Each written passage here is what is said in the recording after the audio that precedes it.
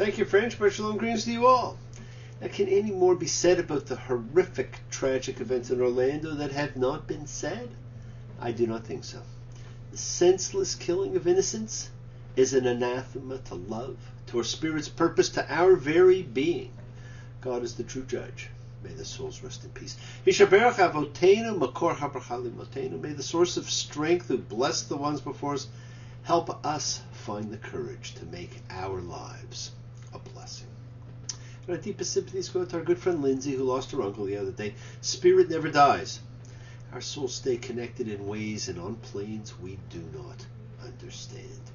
And let us hope that all fathers have or had a great Father's Day. Special people who deserve a special mention. Thank you, all you fathers. Thank you for being a friend. And speaking of friends, it was great hearing from my good friend and mentor, Rabbi Monty. He has been in a kind of rabbinic tax season, performing weddings and b'nai mitzvahs while still doing his full load of teaching. And all are lucky, my friend. We're fortunate enough to have you officiating. You truly make the world a better place. And it was great seeing one of my soul's mates the other day, a fellow journeyer, the ever-inquisitive Yaakov, who always has just the right question or comment to set my mind thinking. It's always a pleasure, and you have a home in my tent with me wherever I may be. Well, friends, this week we begin by finishing the census we began, and the battle lines are drawn. The line, it is drawn. The curse, it is cast.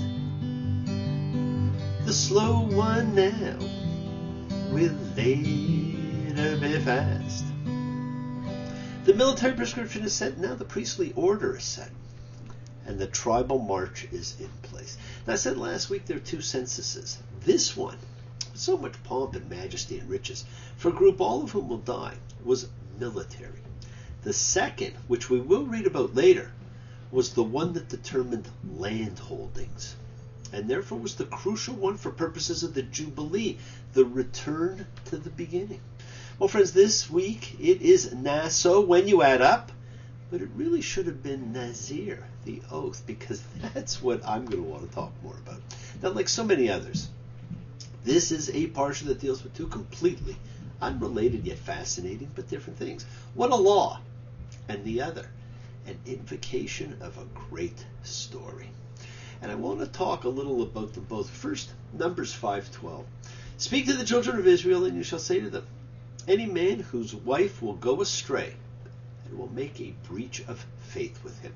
Now, what a fascinating term, go astray. Now, this situation is known, therefore, as the case of the sota, the bitter water. There's an entire Talmud tractate devoted to it. It represents an archaic law concerning a woman whose husband suspects her of adultery, but who has not been proved guilty by either evidence or witnesses. It also has not been practiced in well over 2,000 years. But it has importance because, first, it's regarded as the only case of trial by ordeal in the entire Torah. And second, because questions about the legal status of women have risen to great prominence in this generation. Now, the woman is made to drink a mixture of holy water, mim kadosh, dust from the tabernacle's floor, and ink from a document expressing a curse if she's guilty. So if she's suspected, she has to drink this strange brew, and then, if her womb swells and her thigh sags, she is understood to be guilty. Well, here's a fun fact for you all. Mim kadosh, holy water. This is the only use of this famous term in the Torah. And it may have been water from a basin used by the priest in cleansing rituals, which accounts for its position in every church you may walk into. And just the thought of it is still so powerful for churchgoers. And if you've never seen it, you should see them line up the bottles and the basins to get holy water at the Vatican. Now, the traditional Talmudic view is that this is actually a test designed to produce innocence. And it was a means of protecting women, which even in the unexpected case of her being found guilty, and I do say unexpected, she's not executed, which elsewhere in the Torah is the penalty for adultery. Now, being told that, a woman's womb is swelling and her thigh is sagging, generally in biblical times meant that she is pregnant. So in this case, this whole section is about explicitly a woman who's had sex with another man in place of her husband. If she's not slept with her husband recently, that is why her pregnancy alone becomes proof of adultery. Now, in this one instance, the purpose of drinking the mixture is not to prove her guilt, but simply to bring about the curse through her pregnancy. And that's why it is called the bitter cursing water. And the priest says, let the Lord make you a curse and an oath among your people when God sets your thigh sagging and your womb swelling. And so this is why the law applies only to women and only to matters of adultery. It is the only offense in the Torah in which guilt can be determined by a biological fact, pregnancy, even when there are no witnesses and no other evidence. But of course, for many, the key question is, why was there no similar test for men? Well, you cannot tell with men. It doesn't work on them, because only women can become pregnant. It is only women who can be proved to have committed adultery in the absence of witnesses or any other evidence. Now, this, of course, brings to mind the case of Bathsheba, who becomes pregnant through adultery with King David, while her husband Uriah was away at war. It is a fascinating law that even by Talmudic times had not been practiced for centuries, because it required dust from the tabernacle floor, and the tabernacle was only in the first temple, not in the second. So it hasn't been practiced for an awfully long time. So much for the strange case of the Sota. Now, give me a head with hair, long beautiful hair, shining, gleaming, streaming, flaxen, waxen. Give me down to their hair, shoulder length or longer. Here, baby, there, mama, everywhere. Daddy, daddy, hair. Number 6.2. When a man or a woman will expressly make a Nazirite vow to make a separation for the Lord. The Nazirite vow. And notice it says man or woman. How unusual. Open to either sex equally. A Nazirite vows to give up certain things and live in a state of holiness. Now, while the Torah tells us that all are holy, this is different. These people separate themselves. There is that all-important concept again. Separation. The act of creation. And the dominant theme of Leviticus. The Nazirite gives up 3 things. Consuming alcohol, coming near to dead persons, and cutting his or her hair. Now, these 3 things are related to priesthood, but particularly they're related to the high priest. And it brings to mind some very famous biblical people. Samson, known for his strength, which he had until Delilah cut his hair. Jesus, known for a lot of things, who also is depicted as long-haired, and probably his cousin John the Baptist too. And I'm sure there are others who may come to mind with long hair. Now, we think of them and they are instantly recognizable because of their hair. Long hair was not the norm. It was not the 60s. It was the sign of the Nazirite. Almost cut my hair. It happened just the other day. It getting kinda long. I could have said it was in my way. Crosby, Stills and Nash, almost cut my hair. What a great band. See them if you can. Now, I've always believed that Jesus, who was from Bethlehem, was not Jesus of Nazareth, but Jesus the Nazirite. Not a geographic, but a spiritual description. One who made a vow for priesthood. And given the history and the timing of his birth and his lineage, a descendant of David, and therefore royal, by making the Nazirite vow, he effectively joined church and state and could be seen to head them both. And he would not have been the first. Samuel would have been the first to have been king and priest at the same time. Friends, the Nazirite was different. It was immediately noticeable by his or her hair. Regular priests cut theirs. Leviticus 21:10 told us, the high priest shall not let loose the hair of his head. The Nazirite did not cut his. In our biblical world of separation and division, it separated the priest by an immediately observable physical trait.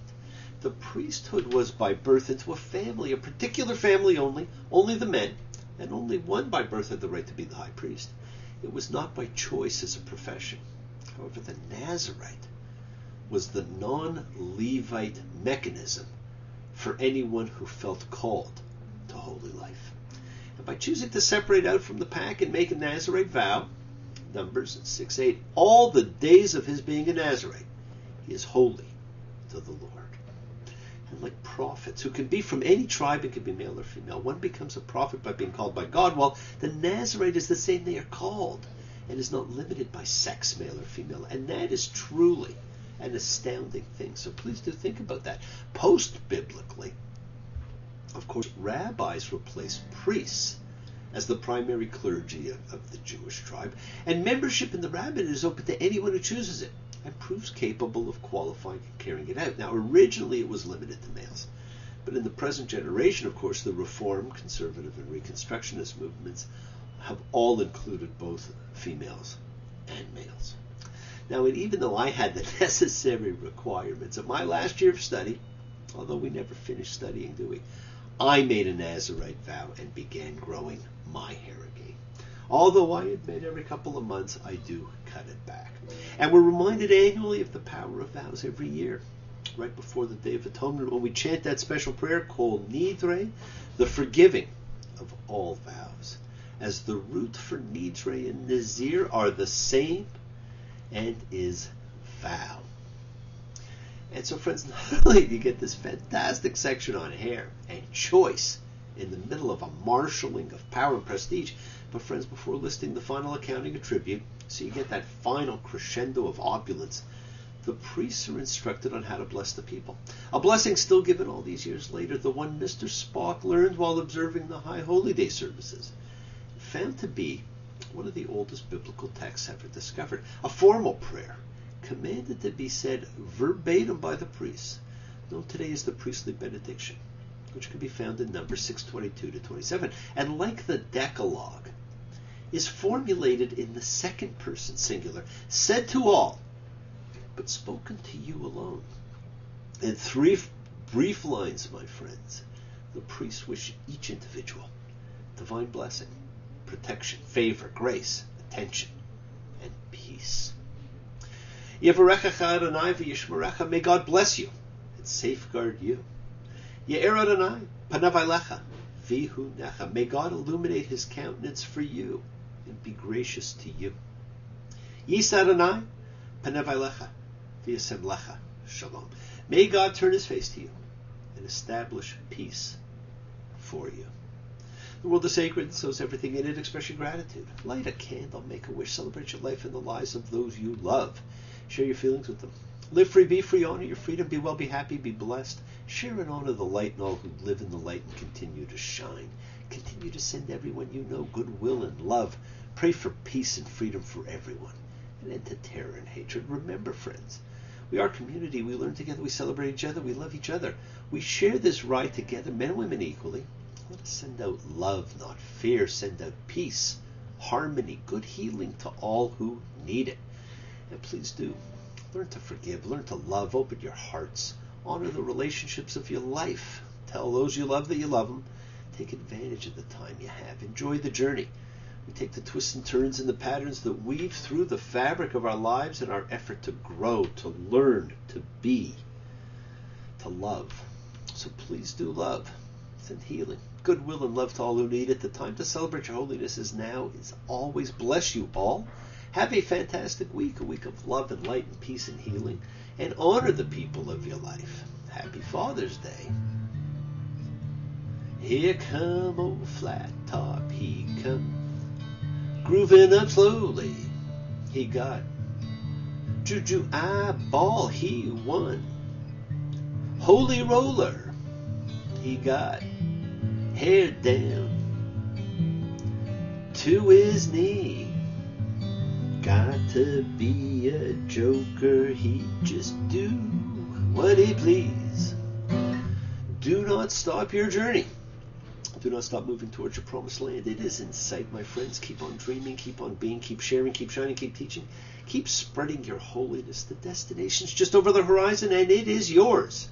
Now, thank you all for joining me, for participating, for sharing your sacred time in your sacred space. I love you all, and I will see you all next time. Take care. Bye.